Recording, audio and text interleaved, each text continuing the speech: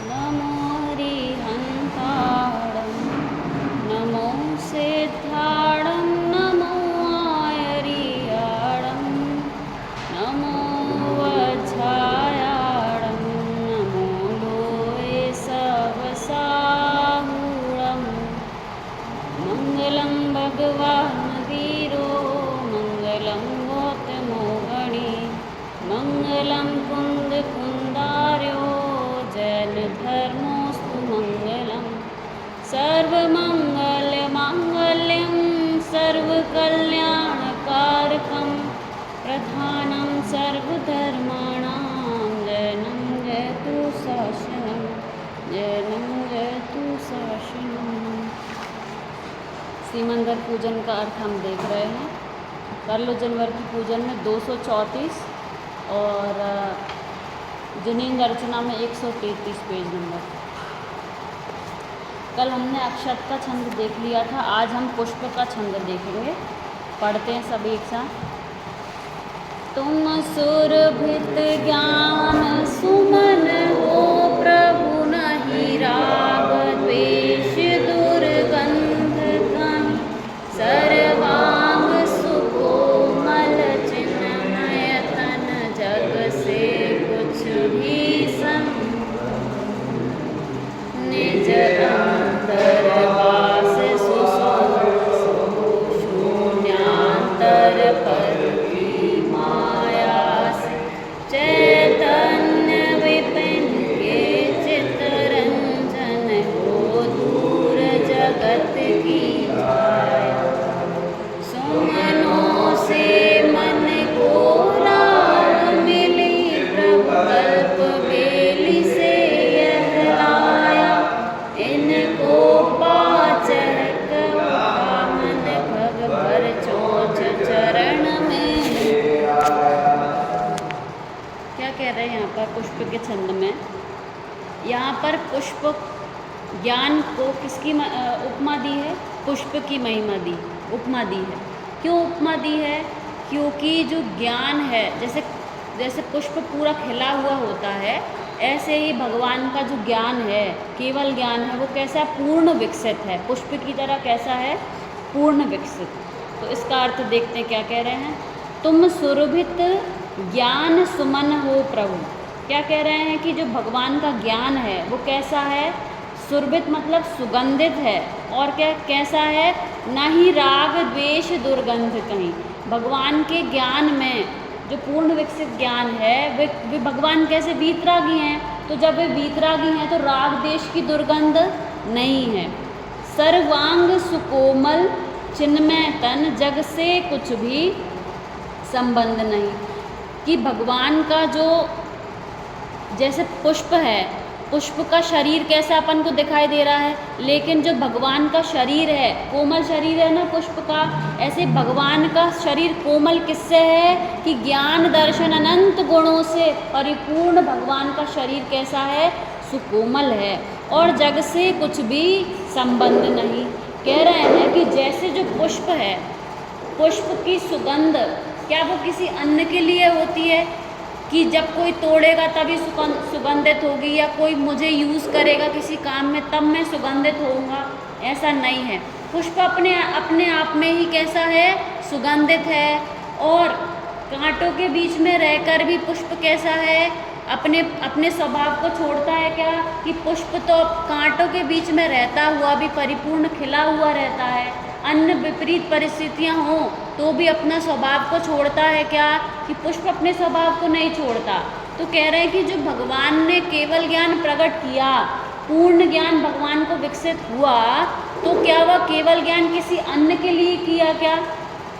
कि जगत के जीवों को सुखी करने के लिए किया हो, या कोई अन्य कारण हो जिसके कारण उन्होंने पूर्ण ज्ञान विकसित किया? कि नहीं। कि जग से कुछ भी संबंध नहीं। जग से कुछ भी संबंध नहीं मतलब कि केवल ज्ञान भगवान पर को जानने के लिए या पर को सुखी करने के लिए केवल ज्ञान प्रकट नहीं किया भगवान ने। कि अनंत ज्ञेय अपने आप केवल ज्ञान में झलकते हों तो झलकते हों, लेकिन उसके लिए उन्होंने केवल ज्ञान नहीं किया। कि जैसे केवल ज्ञान हुआ पूर्ण विकसित ज्ञान हुआ तो उस ज्ञान उनको जग से कुछ भी संबंध नहीं। अब जग से कोई संबंध नहीं है कि पर को दिव्य ध्वनि खिलाने के लिए केवल ज्ञान किया हो या कुछ अन्य अन्य कारण हुए हों कि जिसके कारण कि जग से कुछ भी संबंध नहीं। जैसे जो अपना ज्ञान होता है, ज्ञान है ना, तो ज्ञान में चीज़ें झलकती हैं, गे झलकते हैं। ज्ञान में कुछ भी गंदगी कुछ भी झलक जाए पर ज्ञान उससे कैसा रहता है, अलिप्त रहता है ना। कि यहाँ पर ज्ञान को पुष्प की महिमा उपमा क्यों दी है, क्योंकि जैसे कोई भी पुष्प, जैसे कमल ले लें, कीचड़ में रहते हुए भी वो कैसा रहता है, कीचड़ से अलिप्त रहता है। अन्य पुष्प भी क्यों ना हो, सभी जैसे अपन ने देखा कि फूल कांटों से अलिप्त रहता है, उसी प्रकार ज्ञान है। ज्ञान भले भले कितने ही गेयों को जान ले, परंतु उन गेय रूप ज्ञान होता है क्या, कि ज्ञान तो ज्ञान रूप ही है। जैसे दर्पण है, दर्पण में कितनी सारी अग्नि झलक जाए पर कांच में उसकी गर्माहट आती है क्या, कांच गर्म होता है क्या, कि कांच में सब कुछ झलक रहा है परंतु वो उससे कैसा है, अलिप्त है। तो ऐसे ही जो भगवान हैं, भगवान के ज्ञान में, केवल ज्ञान में जो वो राग द्वेष रहित ज्ञान हुआ है, उस ज्ञान में सभी चीज़ झलकते हुए भी जग से कुछ भी संबंध नहीं। आगे पढ़ते हैं। निज अंतरवास सुवासित हो, शून्यांतर पर की माया से, चैतन्य विपिन के चितरंजन हो दूर जगत की छाया से। सुवासित, वासित मतलब वास मतलब किसे कहते हैं, वास मतलब जैसे कि गंध भी होता है और वास मतलब रहना। तो क्या कह रहे हैं कि आप अंतरवास, अपने अंतरवास से, अंतरंग से ही कैसे हैं, सुगंधित हैं, सुवासित हैं। शून्यांतर पर की माया से, पर की माया से कैसे हैं, शून्य हैं। अपने भगवान संसार में हैं, अभी जो सीमंदर भगवान हैं, चार घातीय कर्मों के नाश के कारण कहाँ पर हैं, संसार में हैं। पर संसार में रहते हुए भी, इतने जीवों के बीच में रहते हुए भी कैसे हैं, उनसे अलिप्त है ना। उनसे कुछ फर्क पड़ रहा है क्या उनसे, संसार में उनको संसारी कहेंगे कि मुक्त ही कहेंगे, कि भले ही वो यहाँ रह रहे हैं परंतु उनसे कैसे हैं, बिल्कुल अलिप्त हैं। अपने अंतर से ही सुवासित हैं, कैसे हैं, अपने अंतरंग से ही सुखी हैं। जैसे पुष्प है, बाहर से कोई ने स्प्रे करके उसको सुगंधित नहीं किया, पुष्प अपने अंतरंग से ही कैसा है, सुगंधित है। उसी प्रकार आप निज अंतरवास सुवासित हो, और कैसे हैं, चैतन्य विपिन के चितरंजन। विपिन मतलब क्या होता है, वन। विपिन मतलब क्या होता है, वन। और चितरंजन मतलब, चित्त मतलब उपयोग, और रंजन माने लगाना। तो वे अपने उपयोग को कहाँ पर, किस वन में भटकाते हैं, कि अपने चैतन्य वन में। किस में, अपने चैतन्य वन में। चैतन्य विपिन के चितरंजन हो दूर जगत की छाया से, और जगत की छाया से कैसे हैं आप, दूर हैं, बिल्कुल भिन्न हैं। आगे क्या लिखा, सुमनों से मन को राह मिली, प्रभु कल्प बेली से यह लाया, इनको पा चहक उठा मन खग भर चोंच चरण में। अब सुमनों से मन को राह मिली मतलब कि भगवान आपको देखा, जब मैंने तो देखा कि आप तो जगत से अलिप्त हैं। तो जिस प्रकार पहले आपकी भी अवस्था वैसी थी जैसी अभी वर्तमान में मैं हूँ, भगवान निगोद से ही वैसे निकले थे क्या, वीतरागी नहीं निकले ना। पहले रागी मिथ्या दृष्टि थे, अब उन्होंने पुरुषार्थ करके वो दशा प्रकट की। तो ऐसे ही हे प्रभु, जैसे आपने पुरुषार्थ किया है, मैं भी वैसा पुरुषार्थ करके आपके जैसा बनना चाहता हूँ। तो सुमनों से राह मिली मतलब, सुमन मतलब क्या, पुष्प है, और यहाँ पे पुष्प को किसकी उपमा दे रही है, ज्ञान की। तो ज्ञान, जब मुझे सम्यक ज्ञान हुआ, आपको देख के ज्ञान हुआ, तो कैसी राह मिली, कि हर परिस्थिति में समता भाव रहने की राह मिली। कैसी राह मिली, कोई भी परिस्थिति हो, जिस प्रकार पुष्प हर परिस्थिति में कैसा रहता है, सुगंधित रहता है, खिला हुआ रहता है, उसी प्रकार हे प्रभु मैं भी वैसा ही रहना चाहता हूँ। जगत की सारी परिस्थितियों से कैसा रहना चाहता हूँ, भिन्न रहना चाहता हूँ और सहज रहना चाहता हूँ कि जीवन में कुछ भी घटनाएं हो जाएं, परंतु भगवान अपन को क्या बता रहे हैं कि हर परिस्थिति में सहज रहना है। क्यों? क्योंकि मेरा जो स्वभाव है, ज्ञान है ना, कि ज्ञान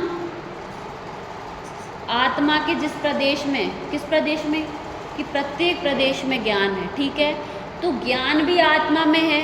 और जो राग है, राग कैसा है, राग भी कहाँ पर होता है, पुद्गल का है कि जीव का है, पुद्गल का है क्या, कि निमित्त पुद्गल होता है, परंतु होता कहाँ है, जीव के प्रदेशों में ही होता है। पूजन में पढ़ते हैं ना, कांटों सी पैदा हो जाती चैतन्य सदन के आंगन में, कि अरे जिस प्रकार जहाँ पर जिन प्रदेशों में ज्ञान दर्शन आदि गुण हैं, उन्हीं वही प्रदेशों में राग भी है, परंतु ज्ञान उनसे कैसा है, बिल्कुल भिन्न है। ज्ञान मात्र उनको क्या करता है, जानने का काम करता है। जिस समय राग हुआ उस समय ज्ञान ने अपना स्वभाव छोड़ा क्या, कैसे कैसे माने कि ज्ञान ने अपना स्वभाव नहीं छोड़ा, कैसे विश्वास करें। हाँ, कि जब राग हुआ, जब क्रोध आदि परिणाम हुए, तो किसने जाना कि वो क्रोध हुआ, कि ज्ञान ने तो जाना। यदि उस समय अपना स्वभाव छिप जाता, ज्ञान नहीं रहता, तो पता चलता क्या कि हुआ है, नहीं पता चलता। कि ज्ञान ने तो जाना कि राग हुआ, तो जिस समय राग क्रोध आदि हुए उस समय भी ज्ञान ने अपना स्वभाव नहीं छोड़ा। तो आचार्य देव कहते हैं कि ज्ञान अपना स्वभाव नहीं छोड़ेगा कभी। तो जीव का पुरुषार्थ क्या है, कि जिस समय क्रोध आदि परिणाम हो, राग आदि परिणाम हो, उस समय जीव का पुरुषार्थ क्या है, उनसे अलिप्त रहकर उनको क्या करना, मात्र जानना देखना जीव का पुरुषार्थ है। तो यहाँ पर पुष्प के छंद में हमको क्या बताया कि भगवान का ज्ञान किस प्रकार है, कि पुष्प के समान पूर्ण विकसित है, सुगंधित है, और उनका जो शरीर है, जिस प्रकार पुष्प कोमल होता है, भगवान का भी शरीर सुकोमल किससे है, कि ज्ञान दर्शन आदि गुणों से सुकोमल है, और जग से कुछ भी संबंध नहीं। भगवान जगत को जानते हुए भी उससे कैसे हैं, अलिप्त हैं। और निज अंतर्वास सुवासित हो, अपने अंतर्वास मतलब अंतरंग से ही सुगंधित हैं, अंतरंग से ही सुख आ रहा है उनको, शून्यांतर पर की माया से। और पर की माया से कैसे हैं, शून्य हैं। चैतन्य विपिन के चितरंजन, इसका अर्थ क्या देखा, कि चैतन्य मतलब अपने ज्ञान दर्शन आदि विपिन वन में ही क्या करते हैं आप, चितरंजन, उसमें ही चित्त को लगाते हैं। किस में चित्त को लगाते हैं, अपने ज्ञान दर्शन आदि गुणों को जानने में ही। हो दूर जगत की छाया से, सुमनों से राह मिली, मतलब कि जब सम्यक ज्ञान हुआ तो क्या राह मिली, कि हर परिस्थिति में कैसा रहना है, हर परिस्थिति में कैसा रहना है, सहज रहना है, हर परिस्थिति को जानते देखते रहना है। तो ऐसी राह मिली। अब देखते हैं आगे क्या लिखा, प्रभु कल्प बेली से ले आया। कल्प बेली, कल्प मतलब कल्प वृक्ष, कल्प वृक्ष के बेली, बेल मतलब बेल, कल्प वृक्ष के बेल से मैं क्या लाया हूँ, पुष्प लाया हूँ। कि लाया हूँ मतलब यहाँ पे कल्प बेली का एक और अर्थ क्या ले सकते हैं, कि कल्पना के पुष्प, क्या ले सकते हैं, कल्पना के पुष्प लाया हूँ। अब जिस प्रकार पुष्प जब फूल लगते हैं पेड़ पर, तो चिड़िया कैसी चहचहाती है ना, तो ऐसे ही इनको पा चहक उठा मन खग, खग मतलब पक्षी, ख मतलब होता है आकाश, और ग माने गमन करना। तो जो आकाश में गमन करे उसको क्या कहते हैं, खग, पक्षी। तो मेरा मन रूपी पक्षी किस पुष्प से खिल उठा, कि ये जो ज्ञान हुआ ना, सम्यक ज्ञान, इस पुष्प को देखकर मेरा मन कैसा हुआ, पक्षी की तरह प्रसन्न हो गया, और भर चोंच चरण में ले आया, और अपनी चोंच में दबा के मैं क्या लेकर आया हूँ, पुष्प। अब मैं लाया हूँ क्या पुष्प, कि नहीं, मैं ज्ञान लेके आया हूँ, अपना क्या लेकर आया हूँ, ज्ञान लेके आया हूँ भगवान के समक्ष। समझ में आ गया पुष्प का छंद सबको। अब अपन आगे का पढ़ते हैं शुदा वाला। आनंद रसामृत के द्रहो नीरस जड़ता का दान नहीं।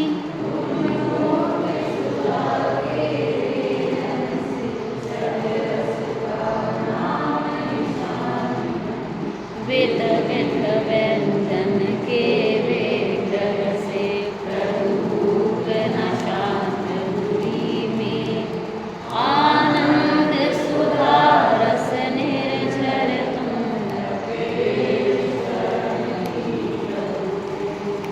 चिर तृप्ति प्रदायी व्यंजन से हो दूर शुदा के शुद्ध पीड़ा कैसे रह लेगी।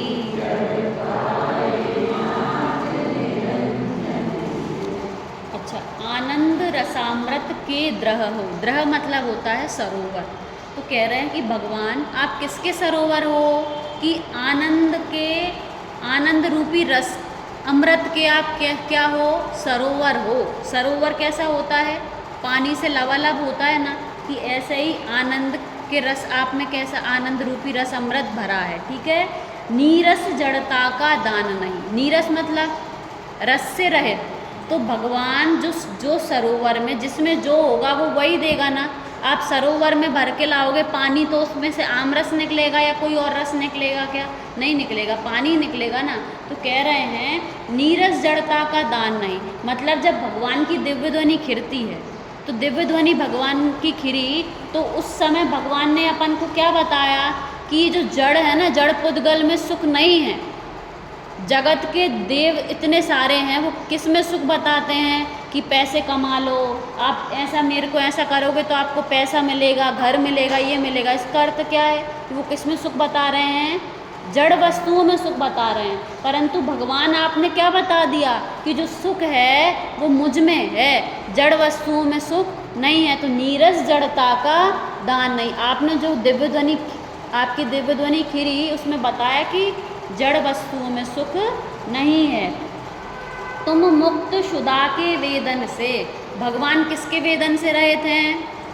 भूख प्यास 18 दोषों से रहे थे ना भगवान। तो भगवान के समक्ष हम क्यों आए? अन्न देव भी तो हैं कि अन्न देव तो भूख से वो खुद ही पीड़ित हैं। भूख से क्यों चढ़ाते हैं इतना सारा कि भगवान को भोग लगाया कि भगवान उसको खाएंगे, भगवान उससे प्रसन्न होंगे।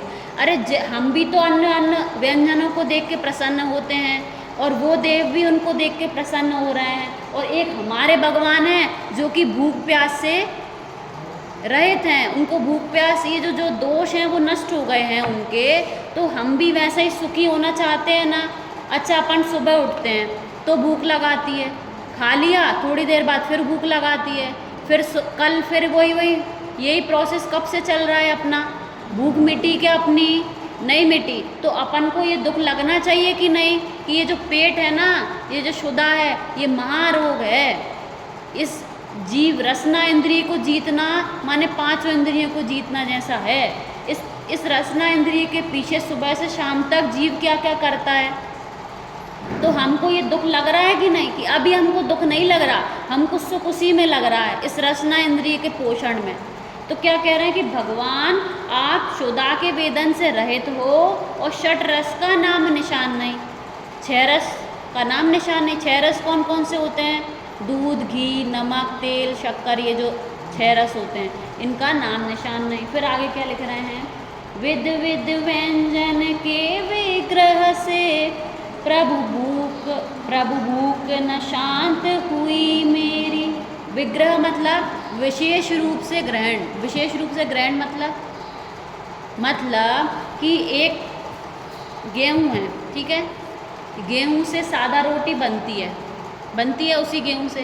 परंतु इस जीव की लालच इतना है अपन को रसना इंद्रिय का कि भाई आज पूड़ी पराठे, फिर मसाले वाले भी बनना चाहिए, फिर ऐसा होना चाहिए वैसा। विग्रह मतलब विशेष रूप से ग्रहण कर करके कि जैसा बने वैसा, जैसा मन चाह वैसा, अलग अलग प्रकार से। सुंदर भी दिखना चाहिए, देखने में। यदि दाल टेस्टी भी हो लेकिन हल्दी नहीं डालें तो अपन क्या कहते हैं, अरे आज अच्छी नहीं दिख रही दाल। मतलब कि अपन को उसमें चक्षु इंद्रिय का भी विषय चाहिए, रसना इंद्रिय का भी विषय चाहिए। तो कह रहे हैं कि विशेष रूप से ग्रहण करते अन्य अन्य व्यंजन इस जीव ने ग्रहण किए, परंतु उनसे भूख शांत हुई क्या इस जीव की, कि भूख शांत नहीं हुई। आनंद सुधारस निर्झर तुम, निर्झर मतलब झरना। हे प्रभु आप कैसे हो कि आप में आनंद का रस झर रहा है, तो मैं भी वैसे ही होना चाहता हूँ। अतएव शरण ली प्रभु तेरी, इसलिए हे प्रभु मैं किसकी शरण में आया हूँ, आपकी शरण में आया हूँ। ये अलग अलग व्यंजन ग्रहण करके इस जीव की भूख शांत नहीं हुई।